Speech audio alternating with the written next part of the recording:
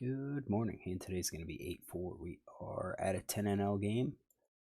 Early position player raises. I fold. Cutoff calls. And two players are going to see the flop. So, early position playing 19-8. We do have some hands on him. I think he's probably playing fairly straightforward here.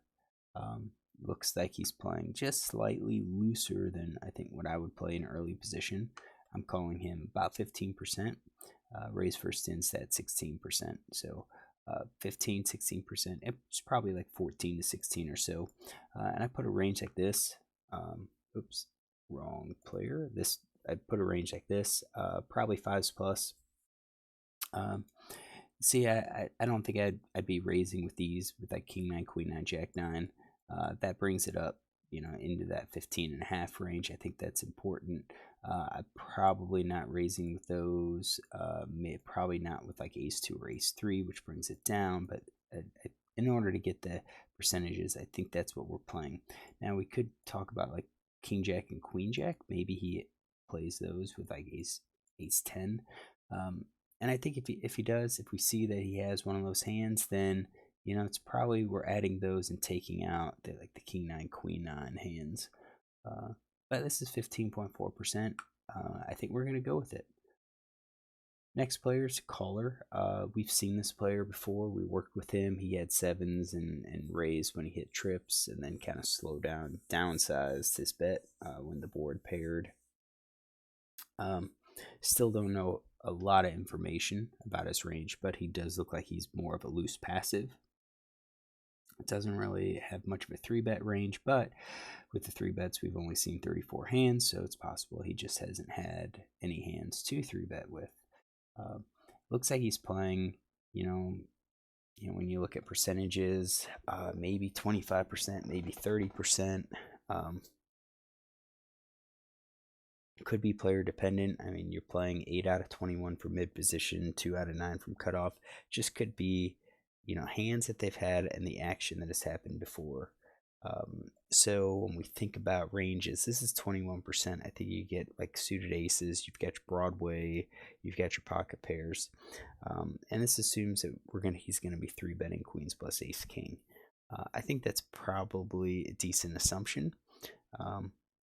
If we need to add more, then I think I'm adding hands like this, adding like the offsuit aces, maybe adding your offsuit hands to get up to 30. I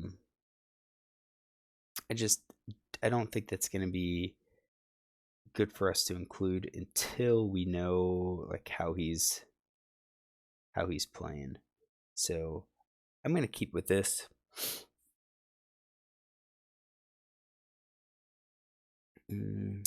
Maybe 7-5 is out. Yeah, probably something like this, and see what happens. Kind of build ranges once we see the hands that they play.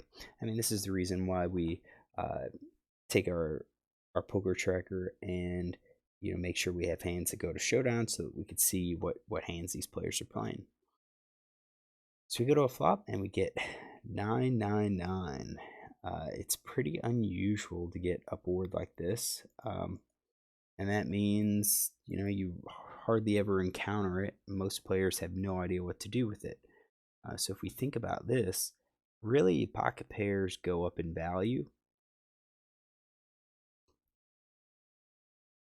Pocket pairs go up in value, and of course, the higher the pocket pair, the more value they have. However, if it's unpaired, you're still kind of in the same situation. However, the higher your top card, the better off you're going to be. So, there's a good chance that no one has a full house right now, that we're just playing trip nines and the 2 cards in our hand.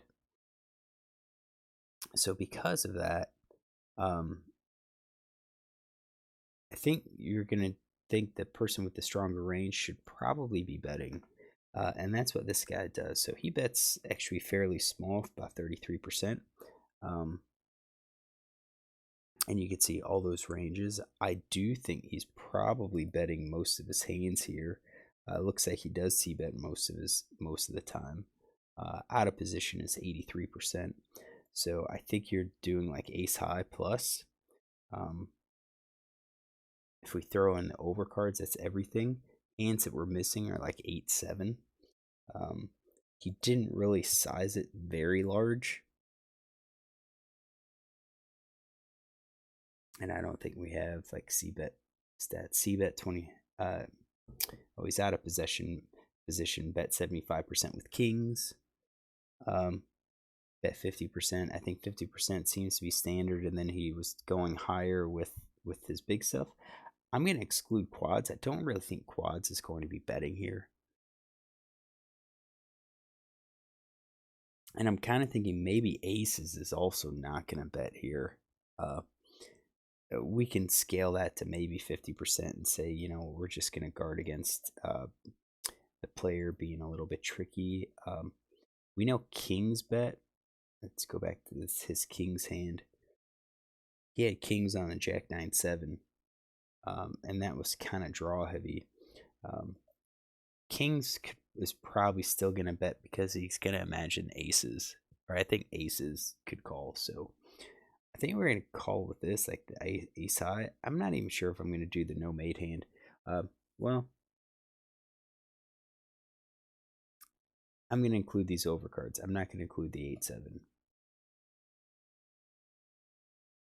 And I'm going to do that just because of the bet sizing, because he bet smaller. So 92%. We did exclude some hands, and then villain 7 calls. His fold c-bet stat isn't very high, so I think he's going to be calling along with a lot. I think he's coming along with overcards. We do know that he can raise. I'm going to say this is probably a situation where he's not going to raise with quads.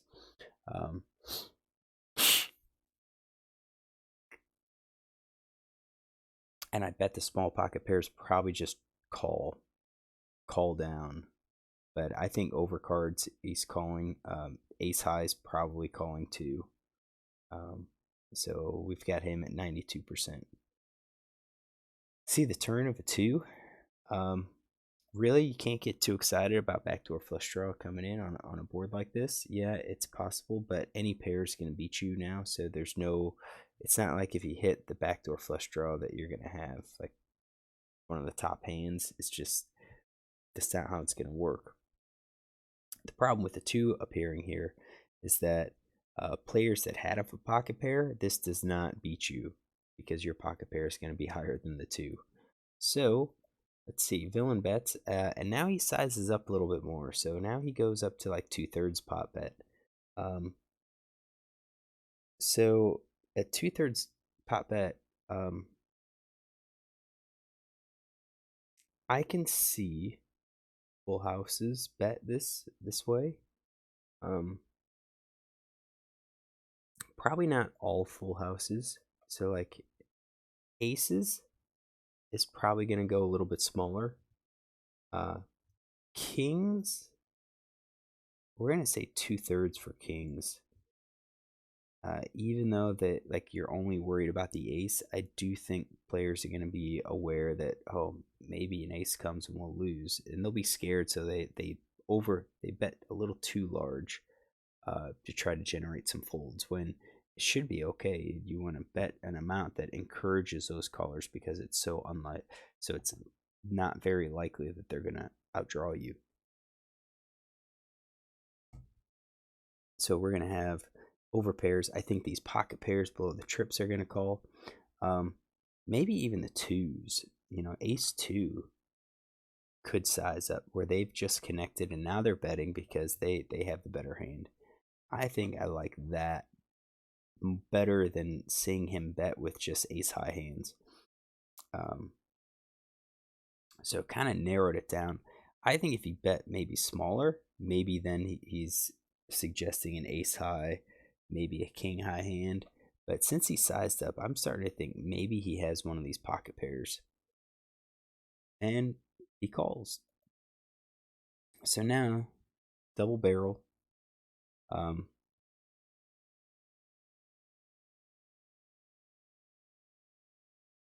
Hard to judge what's happening here, but doesn't look like he likes folding. So same thing. I think quads is just going to be calling. I think he's calling with all of his pairs, but I also think he's probably calling with his ace high hands. What do you call with all of his overcards? We'll say ace high and king high. And I think king high, we're going to scale that. We'll say 50% to king high. But I think that's what we're going to go for there. Just like jack queen, jack king. I think those are just hard. I should say 10 jack, jack queen, queen 10. I think those are hard to call again, because you're really just calling to hope to pair. That's about it. You can't think that your kicker's good or that your high card's good. All right, so we've got the cards. 10 comes out. At this point, he's any pair underneath the 10, he's probably gonna back off.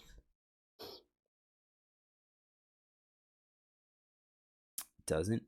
That's more than 2/3. So I think at that point, we're gonna go with these overpairs. I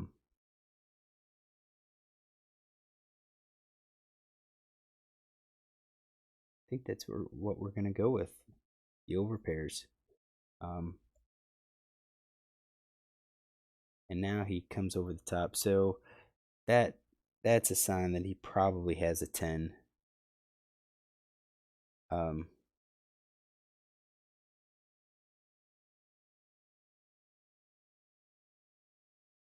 Well, no, not really. This could be quads now.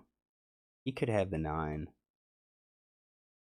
Small number, but I could see the 9. I could see him having the 10 and hitting 10s full of 9s now. I could see the jacks.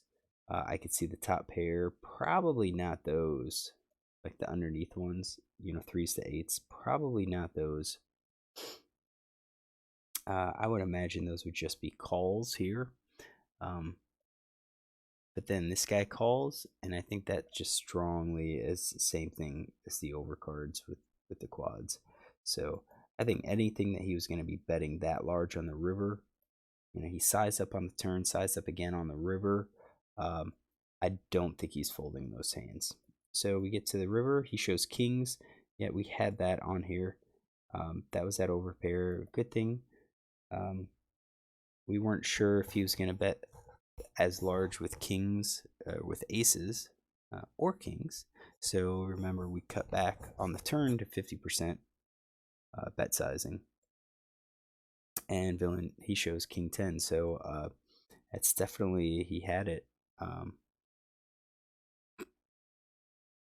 So we did ace high and king high. Possibly maybe doing all of the over cards. So we did have these hands. Believe it or not, we had the hands, and I think we could, we'd really narrowed it down on that river. So take a quick note on here. Again, this is just crazy. Second time he's had kings that we've reviewed kings for him. So EB2 with king diamonds, king clubs. He's out of position. He bet, we're going to say 33, bet 66%, and then bet 66% and call all in. I guess we've got to go here, all in. Pot's 50. He basically bet pot. So 9 of clubs, 9 of diamonds, 9 of spades, 2 spades, 10 of diamonds.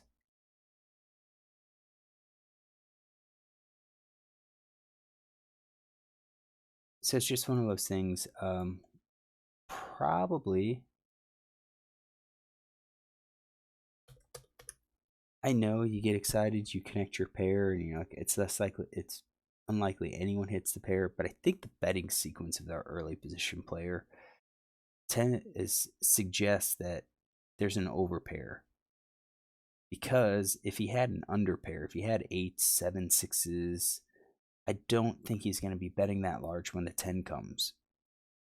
It's like you bet small on this crappy board meaning just monotone. It's like you're not going to hit it unless you need that pocket pair to actually have a hand. But he bet small, and then all of a sudden he came out and increased his bet size to 2/3. To me, that's a sign that you've got a pocket pair and it's above the 2. Now you're betting to prevent people from drawing out, from improving.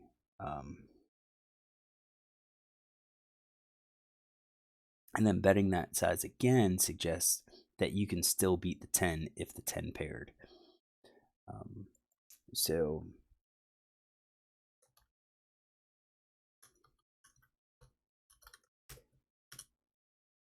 let's get, this was with King Hearts 10 of clubs. He is in position, called 33%, called 66%.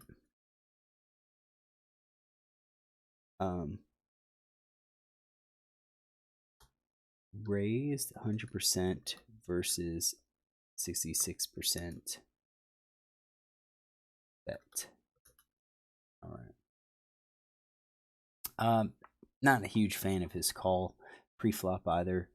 Not when you're dealing with the tighter player. This is going to be at the very bottom of his opening range, probably not even in the opening range, so you're already behind. If, however, you've got some read on his play post-flop like you do, like here, you have a lot of c-bets, and then on the turn, he tends to back off. So I think when you get to the turn honest, you can call with slightly more hands with the idea that I'm going to call a c-bet, and then when he checks behind on the turn, I'm going to lead out, or I'm going to bet out and try to take it away from him. So yeah, you could kind of open up your range a little bit more. So yeah, not a fan of that King 10, but I understand how you can use it and play exploitative poker against this player. So real quick, let's just check GTO. I ran these, and I did it because, again, the monotone board. So I have the ranges. I didn't preset the c-bet. So yeah, GTO saying, yeah, you need to c-bet basically 100% of your range here. And I think that's what Villain's going to be doing. But if you're betting 100% of your range, then the cutoff's going to be calling a lot. And he is, really. There's only some hands that he's going to be folding, including those like Jack 10, Queen 10, Queen Jack, which were those questionable hands that, because as I said, my thought was you can't, if you call with those, you can't honestly think your queen or your jack high is going to be good. So GTO is kind of agreeing with that and saying, you know what, those are the hands. Just dump them, not worry about them. Also dumps these low hands 5, 6, 7, 6, 8, 6, 8, 7. Really no place to call them, no place for improvement. Even if you improve on the turn, you still have to dodge the river, and you could be behind to pocket pairs. So he did call, and then we had the 2 of spades here. King 10 off should be split between a call and a fold, mostly fold though.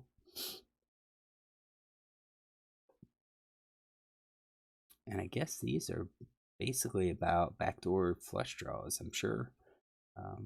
So the King 10s, so see, even King 10s aren't that great to call flop, but he did, so it's in his range. And then you have a bet, and I think now we have bets a half pot. I didn't change it to 2/3.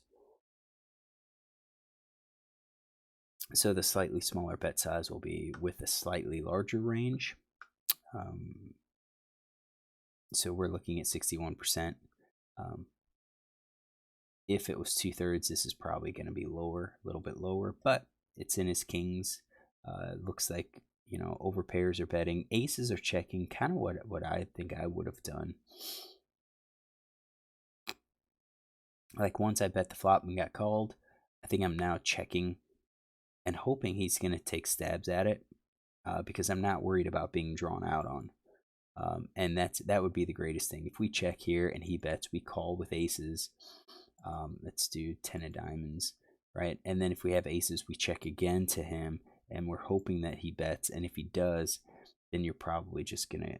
I was thinking probably just gonna raise, but I think we're using aces as protection for the rest of our checks. We're gonna call.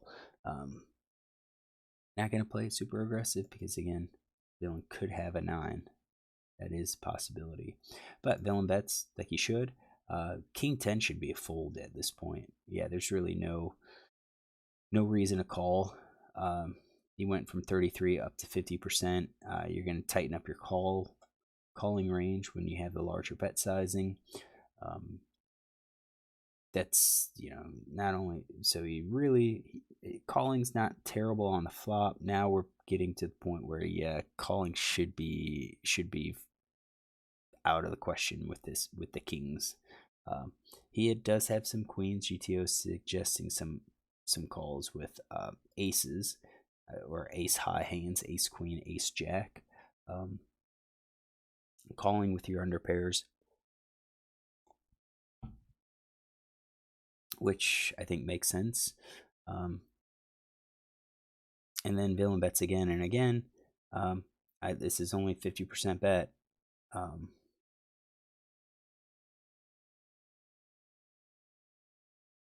Well, no, I guess I do have it 75%. So maybe this is correct.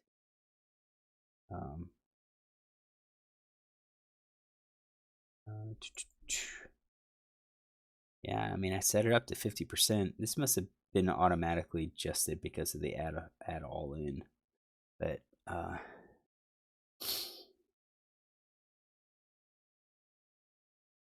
he bet, he called. Oops. Let's go to here. Yeah, 74%, 76%. Yeah, that's the only thing I can think of is that I had it set to 50%, but that bet sizing is 75%, so it's closer to what we saw. So if it was 50%, this would be larger. And then he calls at a tighter range. That's, if he bets smaller, then yeah, that king 10 may become more of a call. But here we have another bet, 2/3. He does have that with kings. Note the queens isn't, so the queens should just be a check. Probably, I think you're protecting those. So like check calling with those hands. But he bet king 10 has a raise, so one raise and one fold. I guess that's okay. And I guess it's because you do have some 10s here.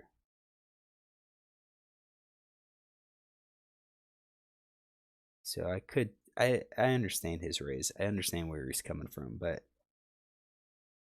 again, the bet sizing to me for exploitative poker, I don't think he's going to continue. This guy's betting with 8s. I don't really think so. I don't think he's betting as a bluff with 8-7 or ace-6 or ace-8. I just don't think he's doing that. So when he makes that bet sizing, I think for sure that 10, he's still ahead of the 10s. And of course, GTO agrees with the raise, or at least sometimes raising, sometimes calling. So hopefully you enjoy this hand. Overall, it's just 3 9s. You don't see that all the time. Hopefully you enjoy the hand. We looked at some GTO, and now you have some idea of how to play a hand like this. Maybe when it comes up, like that 1 in 1,000 chance or whatever it is. If you like this, you can look tomorrow for another hand. Not sure if I'll post one, but you can look. If you don't see it over the weekend, look on Monday.